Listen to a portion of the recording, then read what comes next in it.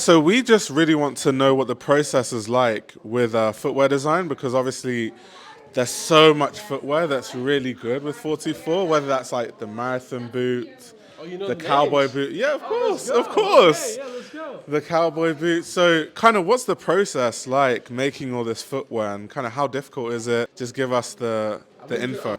This this is probably a good place to start. So, um, sometimes I don't really mind sharing immediately where the inspiration came from.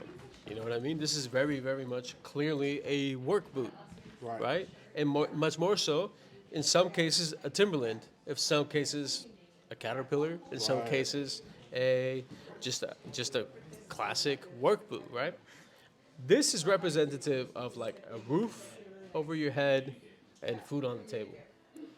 This is a contemporary sort of take on something that is very meaningful to me because my dad, once said, "Look, you have food on the table, and you got a roof over your head.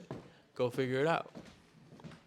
So, this is like a very good starting point to speak about the footwear because it's not actually a shoe. Like it really is, you know, just a deep homage to my dad's like floppy work boots at the door by the house, like when he would come home, he just put his boots there by the door. Right. And I always just thought they looked so fucking cool.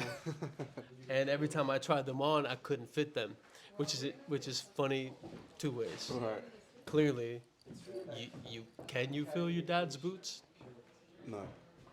right? Metaphorically, no. That's what I'm talking about, right? So in a way, I always found it like just very emotional, the shoe.